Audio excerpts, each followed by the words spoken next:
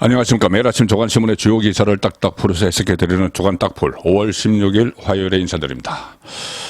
수수께끼 같은 코인 거래를 해온 김남국 의원, 작년에 검찰에서 계좌에 대한 압수수색 영장을 신청을 했지만은 법원이 석연치 않은 이유로 다 기각을 했었죠. 두 번이나 기각을 했습니다. 자, 그런데 어제는 법원이 영장을 발부를 해서 김남국 의원에 대한 계좌 압수수색이 이루어졌습니다. 자, 조선일보 일면 톱 기사입니다. 김남국 코인 의혹 거래소 압수수색, 업비트, 빗썸, 카카오 계열사 이런 것들은 다 코인 거래소입니다. 검찰은 거래 정보 등 자료 확보를 했다. 그리고 이제 본격적으로 수사에 들어가게 된 것입니다. 작년 10월 11일, 10월과 11월 검찰은 김남국 의원이 보유하고 있던 빗썸의 가상화폐 전자지갑에 대해 두 차례 압수수색 영장을 청구했다가 법원에서 모두 기각당했었죠. 세 번째 압수수색 영장을 청구했고 법원은 발부를 한 겁니다. 법원에서도 이 수사 필요성을 느꼈겠죠. 자, 그런데 이 사실상 압수수색 영장, 계좌 압수수색 영장은 발부율이 거의 98%입니다. 왜 그러냐면은 수사를 시작하기 위한 초기 단계이기 때문에 수사 필요성이 있다. 이것을 검찰이 법원에 청구를 하면은 법원은 그래 수사는 일단 해봐라 하고 보통은 발부를 해주는데 100개 중에서 98개, 98건은 발부를 해주는데 이상하게 남부지방법원에서 그때 이 두 번 모두 다 기각을 했었죠. 그래서 이 정치적인 배경이 있는지 그런 의혹도 있었습니다. 그런데 이번에는 발부가 됐습니다. 이번 압수수색 영장에 김남국에 대한 정치자금법 위반 그리고 조세 포탈, 범죄 수익 은닉 이 혐의가 적시된 것으로 지금 취재가 되고 있고 지난 8일에 한 시민단체가 김남국을 정치자금법 위반 혐의로 고발하면서 지금 피의자로 입건된 상태입니다. 김남국 입건돼 있는 상태죠. 업비트 이것은 코인 거래소입니다. 업비트는 작년 1월과 2월 김남국 의원의 빗썸 전자지갑에 있던 빗썸도 거래소입니다. 이 거래소 FT도 거래소고 빗썸도 거래소입니다.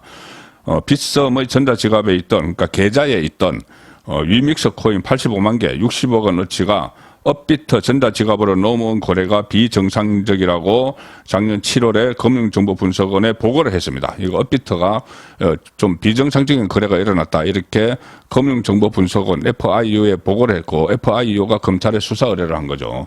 FIU에서 검찰에 수사 의뢰를 하는 것은 0.18% 전체 엄청나게 많이 들어오는 이상 거래 이심 중에서 검찰의 수사 의뢰를 하는 거는 0.18%밖에 되지 않습니다. 그런데 김남국은 그 0.18%에 들어가서 검찰의 수사가 의뢰가 됐고 검찰이 법원에 압수수색 영장을 신청하는 이런 단계가 지금 일어나고 있는 것이죠. 그러니까 업비트가 좀 비정상적이다 이렇게 이야기하는 게 빗썸 그러니까 다른 거래소의 전자지갑 계좌에 있던 위믹스 코인 85만 개 60억 원어치가 갑자기 업비트로 넘어왔다. 의뢰계로 넘어왔다. 이거 좀 수상하다. 자, 그래서 신고를 한 겁니다. 이후에 FIU는 작년 7월 김남국 의원의 정치자금법 위반 조세 포탈 혐의에 대한 수사가 필요하다면서 관련 자료를 검찰에 다 넘겨줬습니다. 0.18% 안에 들어간 거죠. 이 혐의가. 그래서 검찰은 보강 수사 끝에 작년 10월에 김남국 의원 명의로 추정되는 빗썸 전자지갑 두세 개에 대한 압수수색 영장을 법원에 청구했지만 법원은 그때 거액을 갖고 있다는 그것만으로는 범죄 혐의를 의심하기 어렵다 해서 기각을 시켜버렸죠. 그런데 이번에 발부가 돼서 본격적인 수사가 시작이 된 겁니다.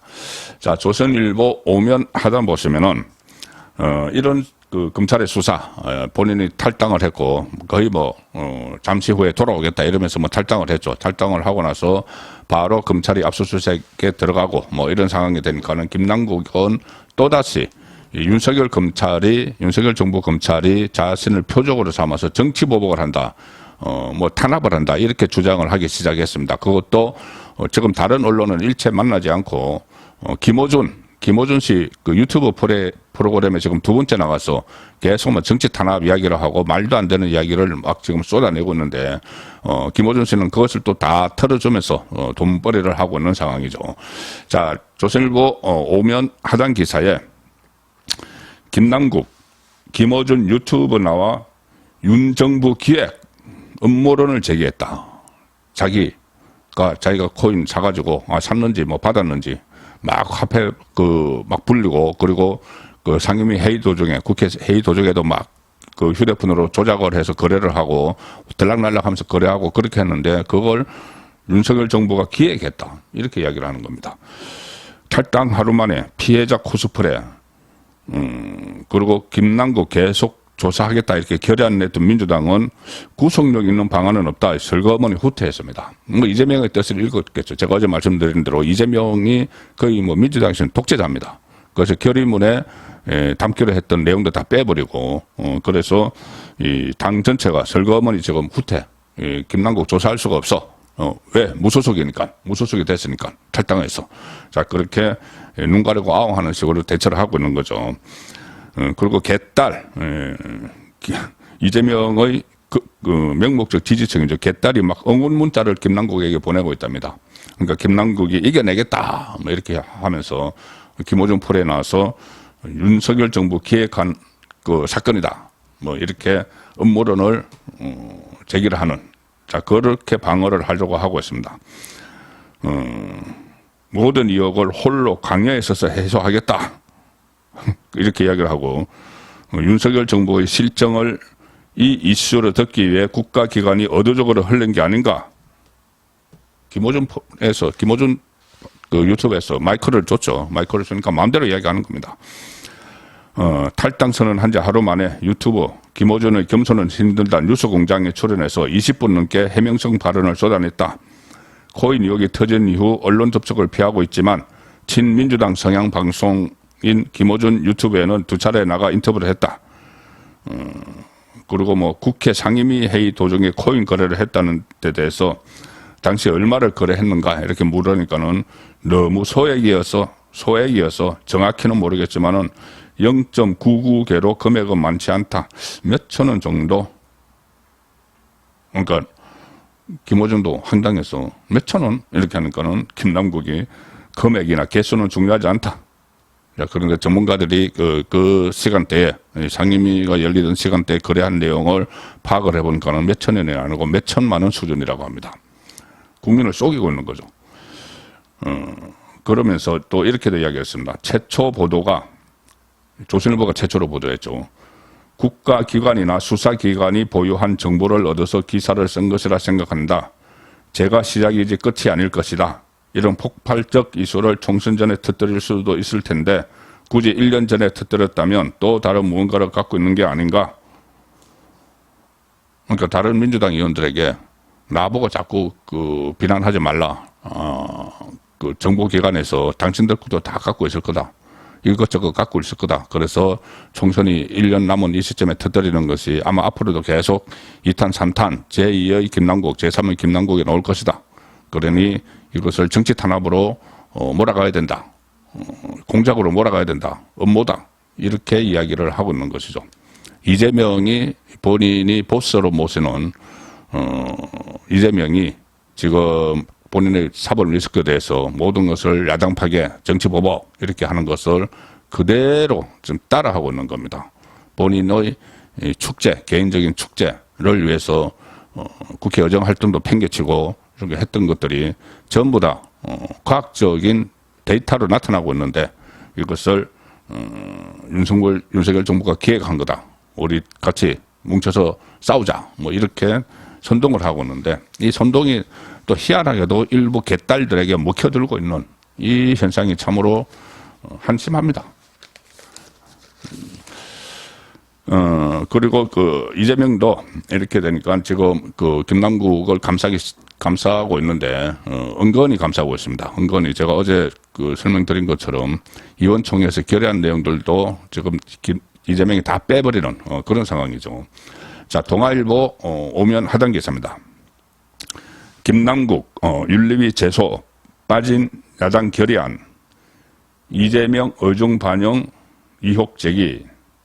자, 윤리위 김남국이 이제 무소속이 돼버렸기 때문에 당 차원에서 진상조사를 못하는 거죠. 사실상 당원이 아니기 때문에. 그런데 국회의원이기 때문에 국회 윤리위에 제소를 하자. 국민의힘은 이미 제소를 해놨습니다. 그러니까 민주당만 제소를 하면은 바로 윤리위에서 조사에 착수를 하죠. 자, 그런데 그렇게 되면은 김남국이 윤리위에서 무슨 말을 폭탄 발언을 할 수도 있죠. 자, 그렇기 때문에 민주당 의원들은 이것을 윤리위에 제소를 하자. 그 의원총회에서 막 이렇게 의견을 모았지만은 막판에 다 빠져버렸습니다. 막판에 빠져버렸는데 결의문에 그것을 이재명이 뺐다. 이런 의혹이 나오는 것이죠. 이 윤리위 제소뿐이 아니고 김남국이 탈당을 하면서 잠시 나간다 뭐 이렇게 했기 때문에 그 논란이 일어나니까는 그러면은 영원히 복당 불가 이것도 결의문에 넣자. 그리고 이 코인 신고센터를 만들자 민주당 안에서. 그래서 신고를 제대로 하지 않으면 다음 총선에서 공천 주지 말자 이런 것까지 다 의견이 모아졌는데 결의문을 만드는 과정에서 다 빠져버렸습니다. 그런데 그 마지막에 이것을 결의문을 검토한 사람이 박광온 민주당 원내대표 그리고 이재명 대표 이렇게 돼 있었다는 겁니다. 그러니까 이재명이 다 빼 이렇게 됐겠죠. 본인에게 불똥이 튈 수가 있는 문제들입니다. 그 세 가지가 전부 다. 그래서 다 빼라. 복당 불가 이렇게까지 못 박으면은 김남국이 그냥 있지 않겠죠.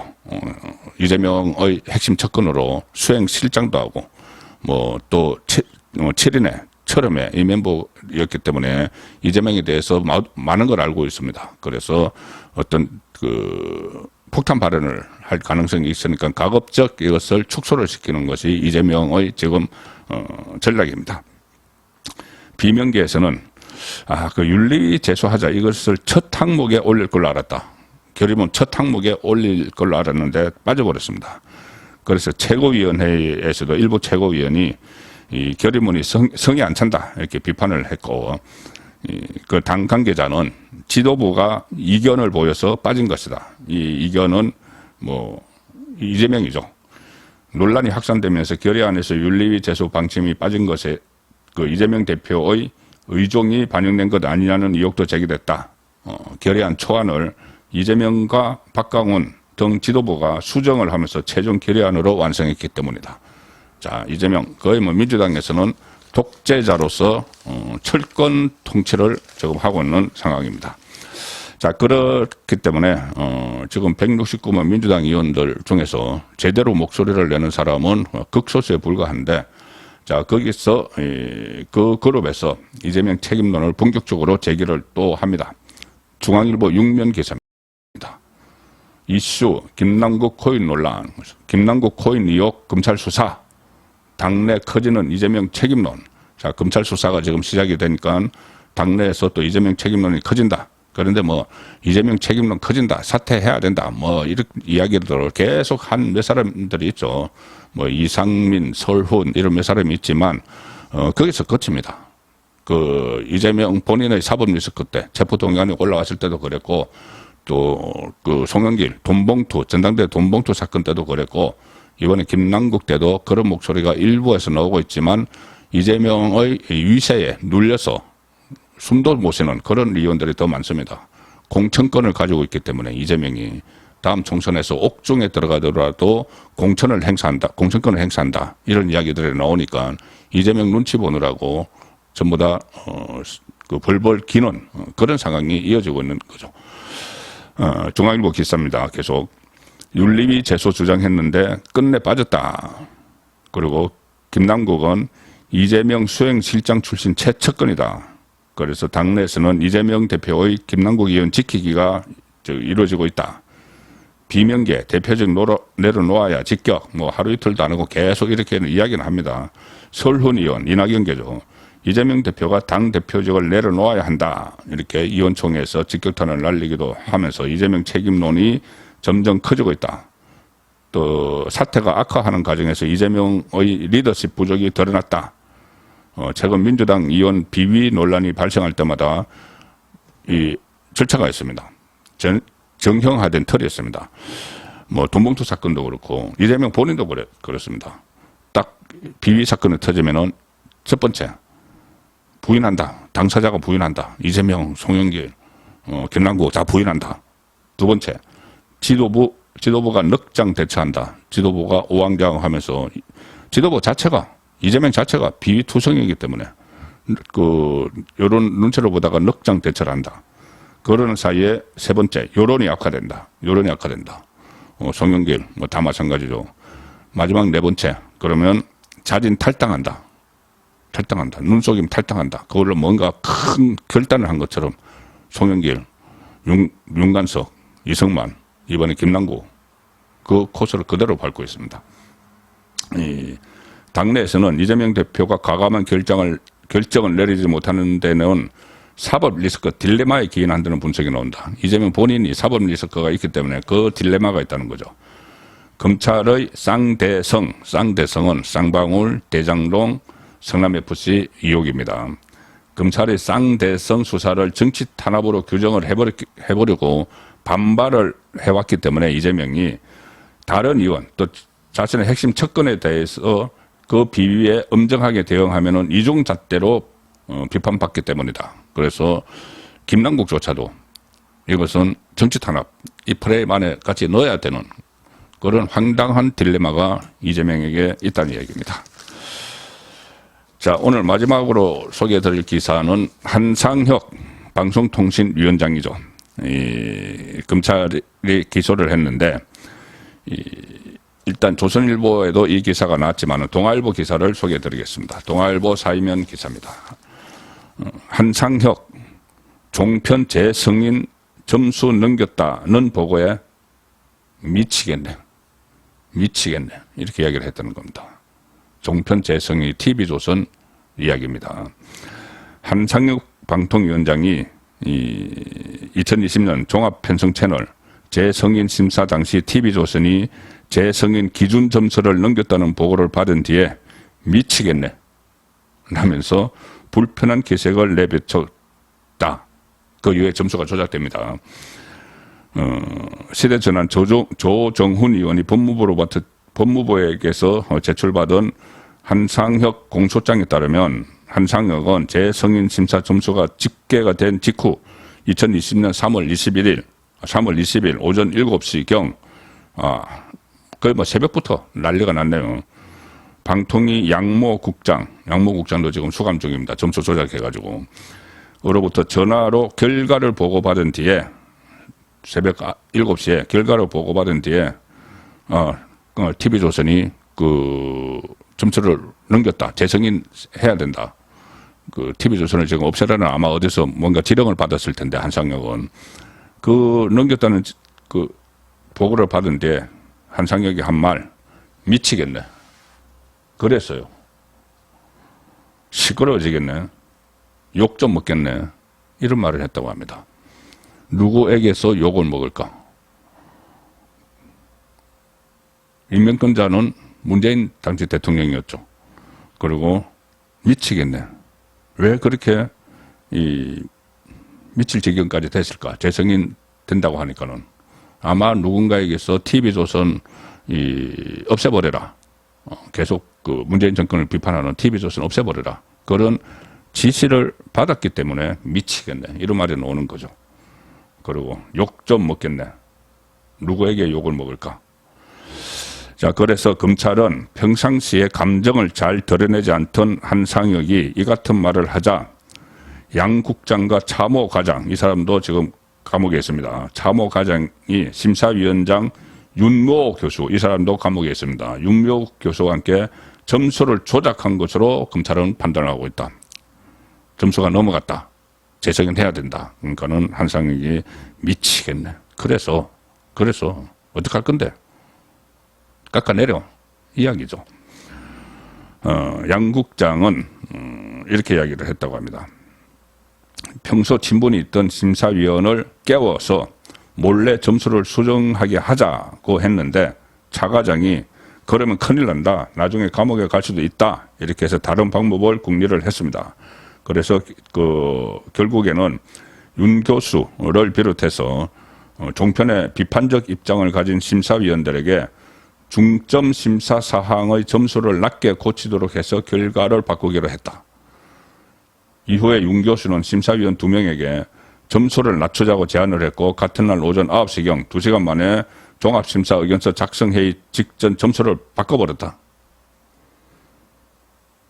그리고 한상혁은 그 여러 차례 보고를 받고 10시경 오후 여러 차례 며칠에 거쳐서 이런 보고를 다 받고 나서 한마디 합니다. 양 국장을 비롯해서 점수를 뜯어고친 사람들에게 이거 외부에 알려지면 문제가 될 수 있으니 잘 관리하라, 이렇게 지시를 했다고 합니다. 5월 16일 보내드린 조간 딱풀이었습니다.